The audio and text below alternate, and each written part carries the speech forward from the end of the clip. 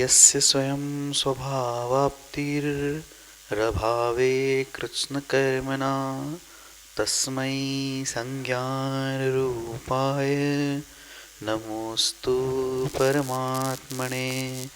बोलो पंच परमेष्ठी भगवान की जय। 1008 श्री आदिनाथ भगवान की जय। बोलो शांतिनाथ भगवान की जय। अंतिम तीर्थेश भगवान महावीर स्वामी की जय। आचार्य भगवान गुरुवर श्री विशुद्ध सागर जी महाराज की जय। मुनि श्री सुप्रभ सागर जी महाराज की जय।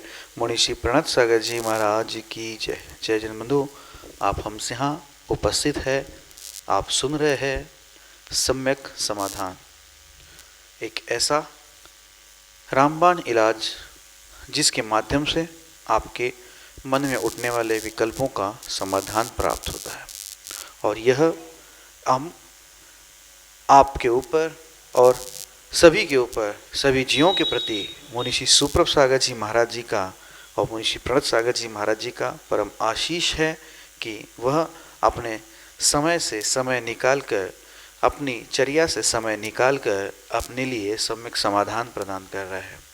क्या वह सौभाग्य का क्षण होगा जिस क्षण में साक्षात अरिहंत परमेष्ठी को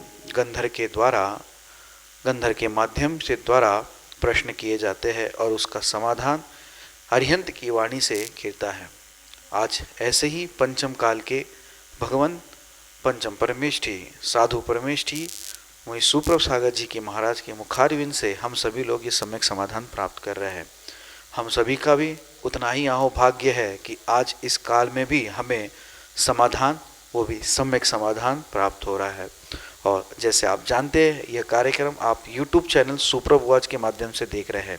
एक ऐसा चैनल जिसके माध्यम से मुनिषी की जानकारी एवं मुनिषी के रिलेटेड जितना साहित्य है उसका प्रसारण किया जाता है। एकमात्र YouTube चैनल सुप्रभ वॉच, एक क्लिक पे सारी चीज़ें आपके लिए उपलब्ध रहेगी। शुरू करते हैं आज के सम्यक समाधान की ओर।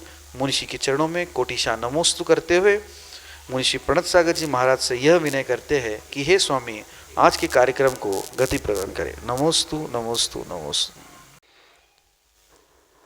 ओम नमः सिद्धेभ्यः। यस्मिन् भूद्राजनिराज चक्रम मुनो दयादेदिति धर्म चक्रम पूज्ये मुहुः प्राञ्जलि देव चक्रम ध्यानोन्मुखे ध्वंसि कृतान्त चक्रम ध्यानोन्मुखे ध्वंसि कृतान्त चक्रम।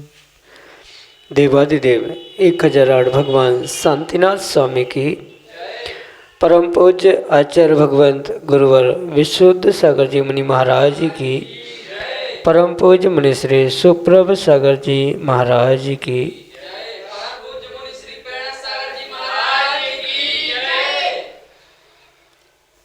जीवन की निराकुलता का आनंद वही प्राप्त कर सकता है जिसका जीवन विकल्पों से रहित है।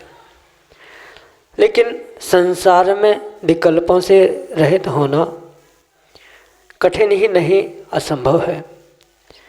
लेकिन अगर हम अपने उन विकल्पों को समीचीनता प्रदान करें तो वही विकल्प, हमारे समीचीन विकल्प हमारे जीवन को निराकुलता की ओर ले जाते हैं, क्योंकि निराकुलता ही वास्तविक सुख है। और ऐसे उस निराकुलता की प्राप्ति का एकमात्र कार्यकारी उपाय समीचीन विकल्पों का सम्यक समाधान, जो कि हम सभी प्रतिदिन परम पूज्य आचार्य भगवंत गुरुवर विशुद्ध सागर जी महाराज के मंगल सुभाषिष से, उन्हीं के सुयोग से परम पूज्य मुनि श्री सुप्रभ सागर जी महाराज से आगम के परिप्रेक्ष्य में प्राप्त कर रहे हैं। प्रारंभ करते हैं आज का सम्यक समाधान। और आज का पहला विकल्प ललितपुर उत्तर प्रदेश से अनन्य गुरु भक्त डॉक्टर सुनील जैन संचय परम पूज्य मुनिश्री के चरणों में सपरिवार कोटि कोटि नमोस्तु निवेदित करते हुए अपना समीचीन विकल्प रख रहे हैं कि महाराज जी, अनैतिक कार्य से कमाए धन का दान कहाँ तक उचित है। हमारे समीचीन विकल्प का सम्यक समाधान करने की अनुकंपा करें। नमोस्तु महाराज जी, नमोस्तु। ओम नमः सिद्धम। परम पूज्य आचार्य भगवान गुरुवर विशुद्ध सागर जी महाराज की परम पूज्य मुनि श्री सुप्रभ सागर जी महाराज की जय।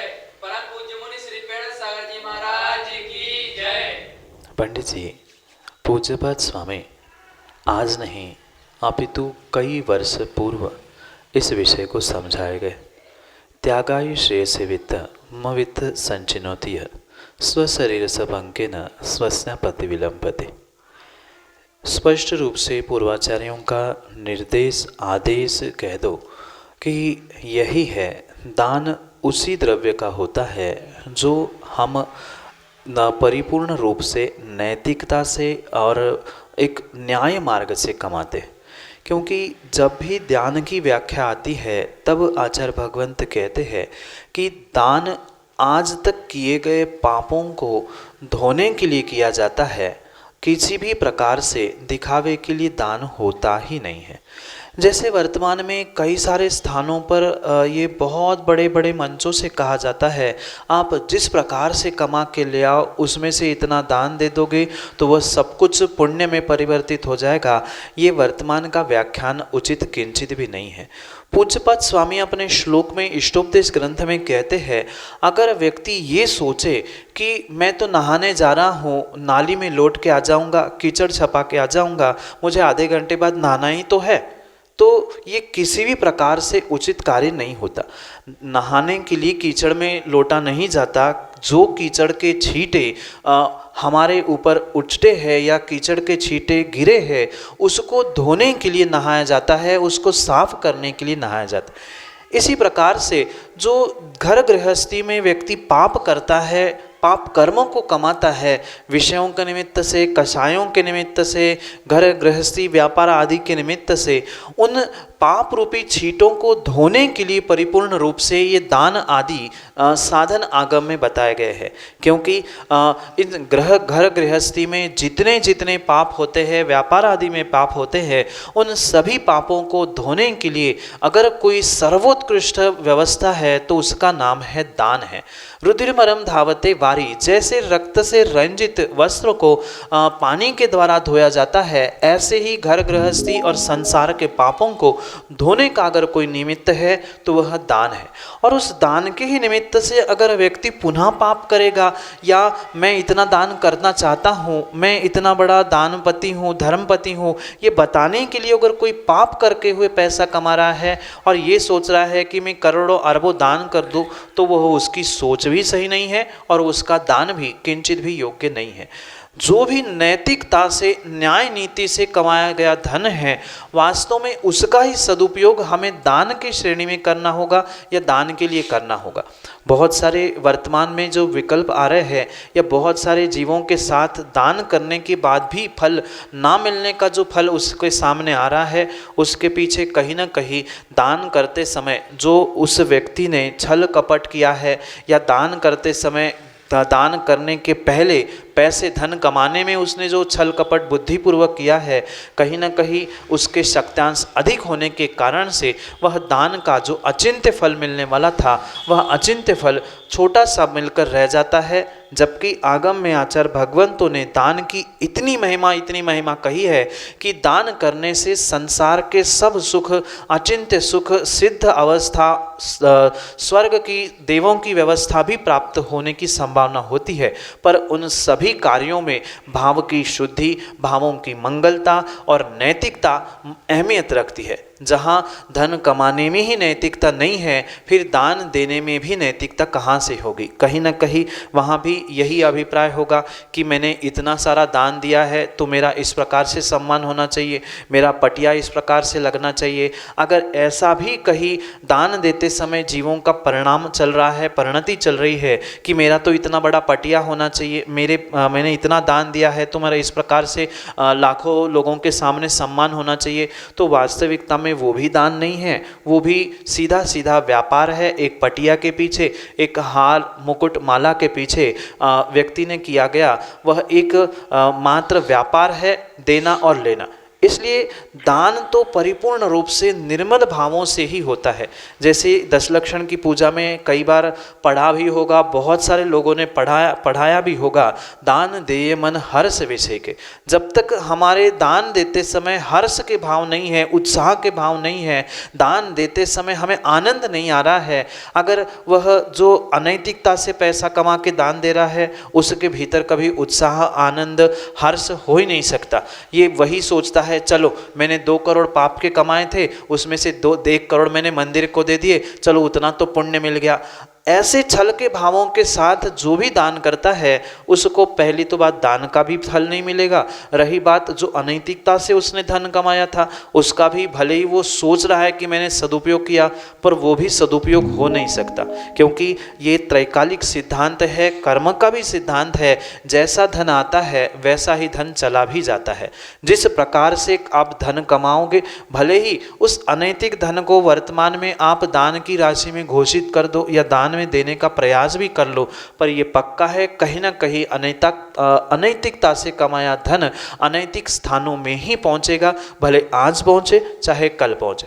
आज वर्तमान में जितने भी जीव उन लाखों करोड़ों की तादाद में धन उन डॉक्टर या कोर्ट कचहरी में देते हुए मिल रहे हैं, कहीं ना कहीं उन्होंने वह धन आज नहीं तो कल अनैतिकता से ही कमाया है, जिस कारण से उनका धन उन स्थानों में जाता है। पुण्यात्मा का ही जो पुण्य कर्म के उदय से सहजता से मिला हुआ धन होता है, वो ही धन पुण्य कार्यों में, दान आदि कार्यों में उपयुक्त होता है, उसके जीवन को भी बदलने के लिए या जहाँ दान दे रहे हैं उनकी भी उत्कृष्टता के लिए। इसलिए ये अनैतिक कार्यों से, अनैतिक क्रियाओं से जो भी धन कमाया जाता है वह कितना ही बड़ा संख्या में क्यों ना हो, पर उसको वह बड़ी मात्रा में या अच्छी मात्रा में पुण्य देने वाला हो ही नहीं सकता, क्योंकि जो भी दान है परिपूर्ण रूप से जीवन भर किए गए पापों को मिटाने के लिए दान होता है। पर उस दान देते समय ही व्यक्ति अगर छल कपट करता है, अनैतिक धन का प्रयोग करते हुए ये दिखाना चाहता है कि अब इधर से हमें ATG का डिस्काउंट मिल जाएगा, आदि आदि रूप वह कार्य करने का प्रयास करता है, तो ये पक्का है वह छल कपट कहीं ना कहीं दूसरे समय में आने वाले भवों में, नहीं तो इस भव में तो वह फलीभूत अवश्य ही होगा। इसलिए ये आगम के परिप्रेक्ष्य में भी समझे, नहाने के लिए कीचड़ में लौटना युक्त नहीं है, पर चलते फिरते कार्य करते समय जो पाप रूपी कीचड़ कर्मों के छींटे हम पे उड़े हैं उसको धोने के लिए ये दान की व्यवस्था कही गई है। इसलिए अनैतिकता से जो ये दान आदि किया जा रहा है, अनैतिक धन कमाकर उसको दान देने की जो व्यवस्था बनाई जा रही है वह किंचित भी योग्य है ही नहीं है। ये बहुत सारे जीवों का जो ये वर्तमान में कथन चल रहा है, क्या करे पंडित जी, आप जैसे ही कुछ ऐसे भी विद्वान हैं जो ये कहते हैं कि धर्म के लिए, देवशास्त्र गुरु के लिए हम तलवार भी चला सकते हैं, हिंसा भी कर सकते हैं, दान के लिए अनैतिक कार्य भी कर सकते हैं। ये किंचित भी आगमोक्त व्याख्यान नहीं है।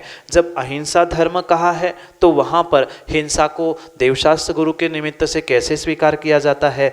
कमाए हुए धन से, योग्य कमाए हुए धन से योग्य हिस्सा दान के स्वरूप देने की व्यवस्था कही गई है। वहाँ अनैतिकता से कमाकर दान देना ये भी आगम के परिप्रेक्ष्य में योग्य नहीं है। इसलिए इसका सारासार विचार करते हुए ये निर्णय करने की आवश्यकता है, वह संपत्ति ही दान कार्यों में प्रयोग करना चाहिए, धन नहीं। अनैतिकता से कमाया हुआ धन होता है और समीचीन मार्ग से कमाई हुई संपत्ति होती है, और संपत्ति ही समीचीन मार्ग पर लगते हुए दान का फल दे सकती है। अन्य कोई भी धन की राशि वह तुम्हें जीवन में धनवान या धनी नहीं बना सकती। वास्तविकता में दान पुण्य से कमाए हुए धन से या संपत्ति से होता है, मात्र धन कमाए से या पाप कमाने से नहीं होता। आप भी सोचें, अगर हमने 2 करोड़ का पाप कमाया है, 2 करोड़ कमाने के लिए अनैतिक कार्य करके पाप कमाया है, और 1 करोड़ भी दान किए, 2 करोड़ भी दान कर दिए हैं, तो वह 2 करोड़ का पाप कब भोगने मिलेगा? कहीं ना कहीं वह पाप भी हमें भोगना ही पड़ेगा। ये परम सत्य स्वीकार करना होगा। यही आपके लिए सम्यक समाधान। श्रीमती सुषमा जैन, मड़ौरा, उत्तर प्रदेश से परम पूज्य मुनिश्री के चरणों में सपरिवार कोटि कोटि नमोस्तु निवेदित करते हुए अपना समीचीन विकल्प रख रहे हैं कि महाराज जी, पूर्ण शुद्धि से चौका लगाने पर भी मुनिराज शुद्धि क्यों बुलवाते हैं? हमारे समीचीन विकल्प का सम्यक समाधान करने की अनुकंपा करें। नमोस्तु महाराज जी, नमोस्तु। माँ, जो चौका लगाया है या जो भोजन आपने बनाया है वह आपने बनाया है, चौका आपने लगाया है, ना कि मुनिराज ने लगाया।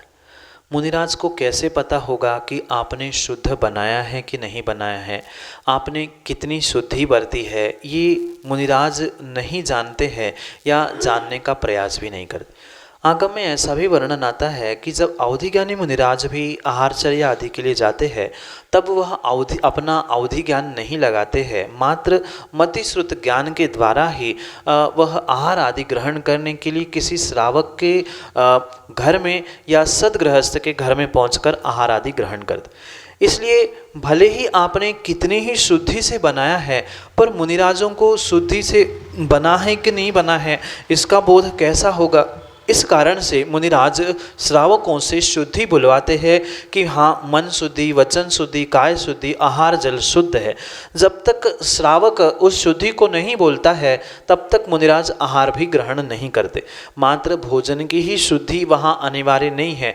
आपने पूर्ण रूप से शुद्धि के वस्त्रों के साथ शुद्ध भोजन तो बना लिया, माना कि आपके भाव शुद्ध नहीं है, मन शुद्ध नहीं है, तो आपका दिया हुआ दान भी तुम्हारे लिए शुद्ध फल देने वाला नहीं हो सकता है। साथ साथ दूसरी बात, दूसरा पहलू ये भी समझने की आवश्यकता है, आपने तो दान शुद्ध भावों से, शुद्ध वस्त्रों से और शुद्ध द्रव्यों से बनाया है। ये कितना ही सत्य क्यों ना हो, पर जो समिति का पालन मुनिराज करते हैं वह मुनिराजों की समिति है, ना कि श्रावकों की समिति है।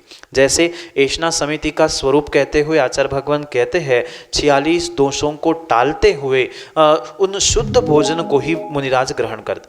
और उन 46 दोषों को टालते हुए आपने भोजन बनाया है कि नहीं बनाया है, ये पूछने के लिए भी मुनिराज वहाँ पर श्रावकों से या चौके आदि वालों से, गृहस्थों से शुद्धि बुलवाते हैं। जिसका अभिप्राय क्या किसी श्रावक को या किसी गृहस्थों को परेशान करना नहीं है, अपितु मुनिराज के स्वयं के उन 46 दोषों से रहित ऐष्णा समिति का पालन करने, महाव्रतों का पालन करने का अभिप्राय। और उस महाव्रतों के पालन करने के निमित्त से जो ऐष्णा समिति के साथ नौदा भक्ति का भी व्याख्यान प्राप्त होता है, उसको भी समझने की आवश्यकता है। जब तक मुनिराज उस नौदा भक्ति को पूर्ण नहीं देखते या नौदा भक्ति उनके लिए पूर्ण नहीं होती, तब तक वह किसी भी सदगृहस्थ के यहाँ आहार ग्रहण नहीं करते। वे रोटी के टुकड़ों के भूखे नहीं होते, अपितु श्रावकों की भक्ति के भूखे होते हैं। जहाँ उनके लिए ये नौदा भक्ति यानी 9 प्रकार की भक्ति मिलती है, वही सदगृहस्थ के यहाँ वह भोजन आहार आदि ग्रहण करते। इसलिए उस नौदा भक्ति के अंतर्गत भी पड़गाहन, उच्चासन, पूजा, पाद प्रक्षालन और उसके उपरांत जो अंतिम में मन शुद्धि, वचन शुद्धि, काय शुद्धि और आहार जल शुद्ध है, ये जो शुद्धि बोलने का रिवाज है, ये मात्र किसी को परेशान करने के लिए या एक फॉर्मेलिटी के रूप में नहीं है। इसके पीछे कहीं ना कहीं तथ्य और सत्य है। पहला नौदा भक्ति, दूसरा ऐष्णा समिति का 46 दोषों से रहित होना और शुद्धि से आपने बनाया था। मुनिराज कितनी शुद्धि से बनाए देखने नहीं आए थे, इसलिए उनसे ये पता करना ये भी आवश्यक है। इसलिए मुनिराज श्रावकों के घर पहुंचने के उपरांत भी शुद्धि बुलवाते हैं और शुद्धि बोलने के उपरांत ही आहार आदि ग्रहण करते, क्योंकि महाव्रत, ऐष्णा समिति, नौदा भक्ति मुनिराजों के निमित्त से कही गई है और उसी निमित्त से ही वे श्रावकों से इन शुद्धियों को बुलवाते हैं। क्योंकि जितना शुद्ध आहार होगा, जितना शुद्ध मन होगा, जितना शुद्ध वचन काय का परिणमन होगा, उतना ही दान और दाता आदि कार्यों में अतिशय होते हुए देखा जाता है। आपने अगर पुराण ग्रंथों में भी पढ़ा होगा तो अन्य कहीं पंचाचार नहीं होते हैं, पर अगर शुद्ध भावों के साथ, शुद्ध द्रव्यों के साथ, शुद्ध दाता और शुद्ध पात्र इनकी विशुद्धि बनती है, तो वहीं पर उन आहार दान आदि के निमित्त से पंचाचार आदि देखे जाते हैं। इसलिए जो अपने भावों की विशुद्धि को प्राप्त करना चाहते हैं, अपने महाव्रतों का पालन करना चाहते हैं, ऐसे निर्ग्रंथ मुनिराज मात्र आपके शुद्धि बोलने पर ही विश्वास रखते हुए उस शुद्ध भोजन को ग्रहण करते हैं। ये उनकी चर्या है। उस चर्या के अंतर्गत ये सब कुछ व्यवस्थाएं आचार्य भगवंतों ने और तीर्थंकर भगवंतों ने निहित की है। इसलिए मुनिराज श्रावकों से शुद्धि बुलवा कर ही उस शुद्ध प्रासुक भोजन को आहार के रूप में ग्रहण करते हैं। यही आपके लिए सम्यक समाधान। अगला समीचीन विकल्प परम पूज्य मुनिश्री की दीक्षा भूमि अशोकनगर मध्य प्रदेश से निर्मल जैन मिर्ची परम पूज्य मुनिश्री के चरणों में बारंबार नमोस्तु निवेदित करते हुए अपना समीचीन विकल्प रख रहे हैं कि महाराज जी, जब चक्रवर्ती मिलेच्छ खंड से रानियों को लेकर आता है तो वहाँ के कुछ मनुष्य भी उनके साथ आ जाते हैं। तो मेरा समीचीन विकल्प यह है कि क्या वह मनुष्य अणुव्रत ग्रहण कर सकते हैं उसी भव में। हमारे समीचीन विकल्प का सम्यक समाधान करने की अनुकंपा करें। नमोस्तु महाराज जी, नमोस्तु। म्लेच्छ कन्याओं के साथ साथ जो बहुत सारे म्लेच्छ व्यक्ति, श्रावक या लोग भी आते हैं, वह भी जीव द्रव्य होने के निमित्त से उनके भी श्रद्धा, व्रत लेना आदि परिणमन होना संभव हो सकता है। ये परम सत्य है कि मात्र राजकन्या ही म्लेच्छ खंड से चक्रवर्ती नहीं लाता है, साथ में और भी रत्नों की प्राप्ति उनके लिए होती है। जो 9 रत्न हैं उनमें से जो कुछ चेतन रत्न कहे जाते हैं, उनमें से कुछ ऐसी व्यवस्था है कि अन्य खंडों से भी वह चक्रवर्ती उन रत्नों को प्राप्त करते। और जो रत्न भी नहीं है, सामान्य भी लोग उनके साथ वहाँ से आ रहे थे, तो उसमें भी कोई दुराह नहीं है कि वो भी आकर उस चक्रवर्ती के नगर में रह सकते हैं, वहाँ निवास कर सकते हैं। ये भी विकल्प की बात नहीं है। और रही बात जो आए हुए श्रावक है, जो रानी है, वो भी अगर संस्कारों के द्वारा जैन कुल में आकर जैन राजा के साथ विवाह कर सकते हैं, तो फिर वो जो सामान्य श्रावक भी लोग भी आए थे, वह अणुव्रत आदि धारण करते हुए श्रावक ना बने, ऐसा हो ही नहीं सकता। इसके साथ तर्क भी आगम के प्रमाणों के साथ हमें समझने की आवश्यकता है कि जो तिर्यंच आदि भी होते हैं, वह तिर्यंच भी कितनी भी विषमताएं क्यों ना हो, जैसे कि पारसनाथ भगवान के पूर्व भावों में अपने हाथी आदि का दृष्टांत सुना होगा। वह हाथी ने जब अणुव्रत ग्रहण किए थे, सूखे पेड़ के पत्ते खाता था, वह पत्थर से टकराया हुआ पानी पीता था। ऐसा जब हाथी अणुव्रत ग्रहण कर सकता है, फिर तो म्लेच्छ खंड से आया हुआ वह जीव मनुष्य था, और मनुष्य गति का होने के कारण से ये विकल्प करने की आवश्यकता ही नहीं है कि वह अणुव्रत ग्रहण कर सकता है कि नहीं कर सकता। अगले भाव की बात नहीं है, पर उसी भाव में ही कितने सारे तिर्यंचों के निमित्त से हमने आगम में प्रमाण पढ़े हैं।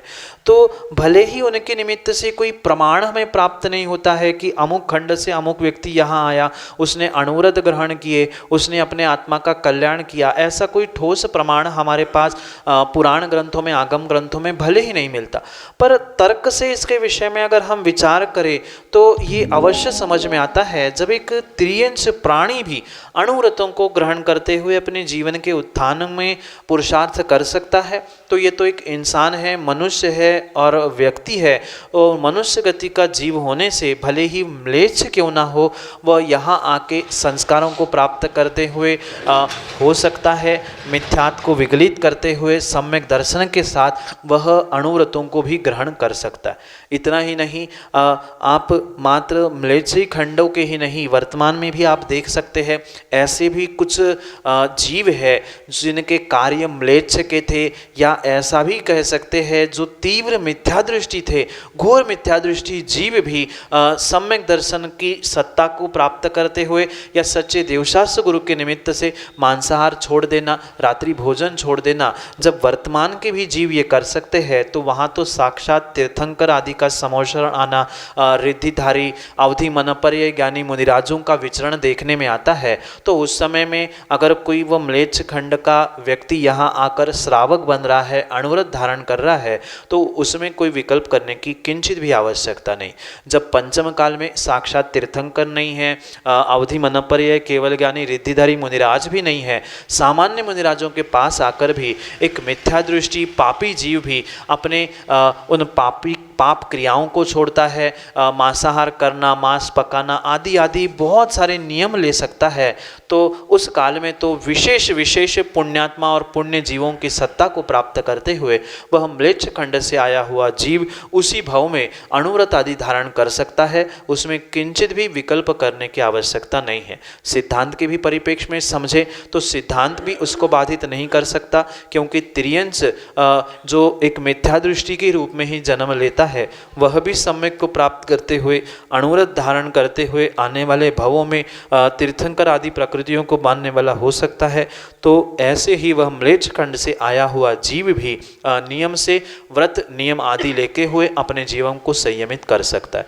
जब एक रानी यानी कन्या म्लेच्छ खंड से आके संस्कारों के द्वारा उस राजा को चक्रवर्ती को ग्रहण करने योग्य हो सकती है, तो वह सामान्य व्यक्ति भी सम्यक की सत्ता में और देवशास्त्र गुरु की निमित्त से सम्यक दर्शन को प्राप्त करते हुए अणुव्रत आदि आदि ग्रहण कर सकता है। उसमें कोई भी दोष नहीं है। यही आपके लिए सम्यक समाधान। रोचक जैन ललितपुर उत्तर प्रदेश से अगले समीचीन विकल्प के साथ हमारे सामने। नमस्ते महाराज जी, मेरा प्रश्न ये है कि जैसे ही जब हम ललितपुर में रहते हैं तो हम डेली अभिषेक करने जाएंगे, मंदिर जाएंगे, थोड़ा टाइम स्वाध्याय वगैरह में भी लगाएंगे, बट जैसे ही हम कहीं बाहर चले जाते हैं, बेंगलोर वगैरह चले जाते हैं, तो मंदिर जाना हो नहीं पाता वहाँ पर।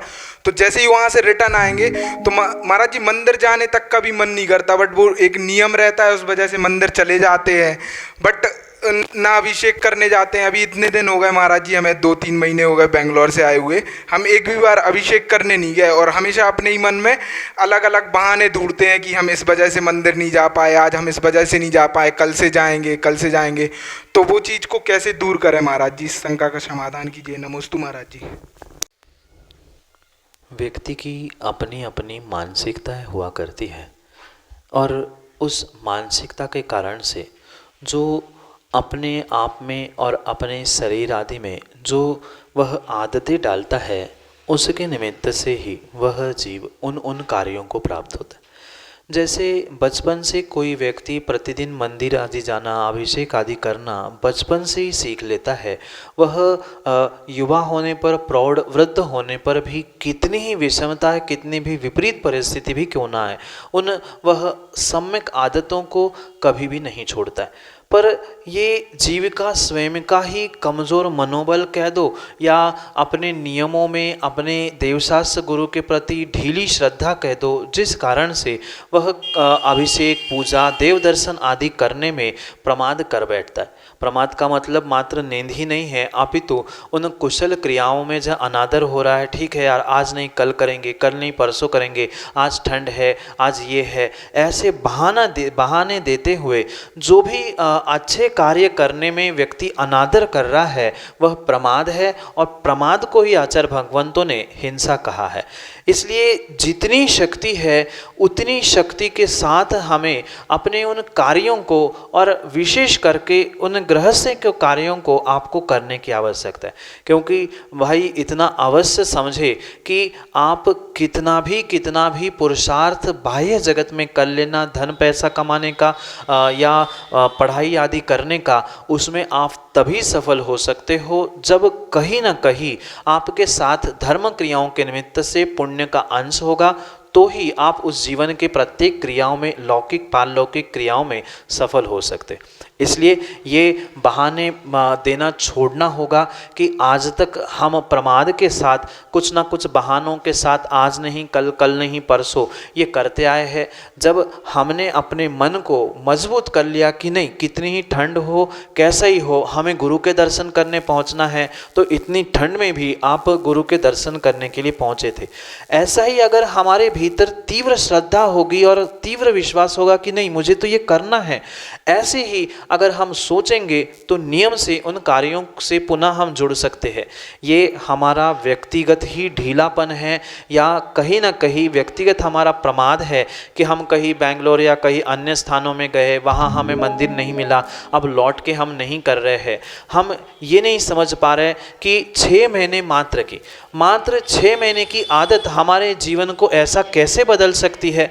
क्योंकि अगर हमने सच्चे संस्कार और सच्चा श्रद्धा के साथ कार्य करना बचपन से ही प्रारंभ किया था और हमने देवशास्त्र गुरु की श्रद्धा के साथ नियम लिया था कि हमें प्रतिदिन दर्शन करना ही करना है। साथ साथ हमें जैसे जैसे अनुकूलता मिले, जहाँ हम निवासरत है उस स्थान में रहते रहते हमें प्रतिदिन अभिषेक आदि करना है। तो हम अपने मन को मजबूत करते हुए अगर ये निर्णय करें कि हमें करना ही है तो दुनिया की कोई भी ताकत आपको उन कार्यों से रोक नहीं सकती। कहीं ना कहीं आपका मनोबल ही कमज़ोर है, अपने आप में ही आप कमज़ोर है, जिन कारणों से आप वहाँ तक पहुँच नहीं सकते। क्योंकि 10 साल की और 6 महीने की दोनों की उस समय सीमा में बहुत अंतर है। आप अधिकांश समय जो देवशास्त्र गुरु की सन्निधि को प्राप्त करते हुए संस्कारों के द्वारा बहुत कुछ जीवन को प्राप्त कर चुके हैं, तो आने वाले समय में भी आपको ये निर्णय करना होगा कि जीवन को बदलने वाली कोई घटनाक्रम है तो ये देवशास्त्र गुरु की श्रद्धा, उनके निमित्त से पूजा, अभिषेक, देव दर्शन आदि ही है, अन्य कोई भी नहीं है। इसलिए प्रमाद को छोड़ते हुए, बहानों को छोड़ते हुए हमें धर्म क्रियाओं से जुड़ना होगा। क्योंकि जिस व्यक्ति को एक बार बहाना देने की, झूठ बोलने की और मायाचारी करने की आदत लग जाती है, वह कभी भी उन बहाने देने से और मायाचारी करने से बाज नहीं आ पाता। इसलिए आप ये अवश्य समझे, आप किसी दूसरे का छल नहीं कर रहे हो बहाना देते देते, आप अपने आप को ही छल रहे हो, अपने आप से ही छल कपट करते हुए पुण्य की जगह पाप को कमा रहे। इसलिए ये अपने आप को छलना ठगना छोड़ दो। आप ये सोच रहे होंगे कि मैं माता पिता को या दूसरों को कह रहा हूँ कि आज स्वास्थ्य ठीक नहीं है, आज मौसम ठीक नहीं है, ये सब कुछ बहाने हैं। आप बहानों को छोड़ते हुए पक्का निर्णय करो कि मुझे जीवन को बदलने के लिए इन धर्म क्रियाओं से अपने मन से जुड़ने की आवश्यकता है। और ये पक्का है, जिस कार्यों में आपने मन लगा के कार्य करना प्रारंभ किया है उसमें आपको अवश्य सफलता मिलती आई है और आने वाले समय में भी अवश्य ही सफलता मिलेगी। इसलिए आप अपने मन को मजबूत करते हुए, अपने श्रद्धा को मजबूत करते हुए जीवन में इन धर्म कार्यों से पुनः जुड़ने का प्रयास करें और जो आनंद उस धर्म क्रिया करते हुए हमें आया था उनको पुनः पुनः याद करने का आप पुरुषार्थ करें। जब गुरु के सन्निधि में हमने पूजा अभिषेक किया था तब हमें कितना आनंद आया था, मैं पुनः अभिषेक करूँगा तो मुझे और कितना आनंद आएगा, क्या मिलेगा आदि अगर रूप हम विचार करते रहेंगे तो नियम से आने वाले समय में हम इन धर्म क्रियाओं से, धर्म से, देवशास्त्र गुरु से दूर नहीं हो सकते। इसलिए प्रचंड श्रद्धा के साथ हम अपने विश्वास, आत्मविश्वास के साथ, मनोबल के साथ अगर पुनः इन कार्यों से जुड़ जाएंगे तो नियम से हम उन धर्म क्रियाओं से जुड़ते हुए अपने जीवन की सफलता को प्राप्त करने का पुरुषार्थ अवश्य कर सकते हैं।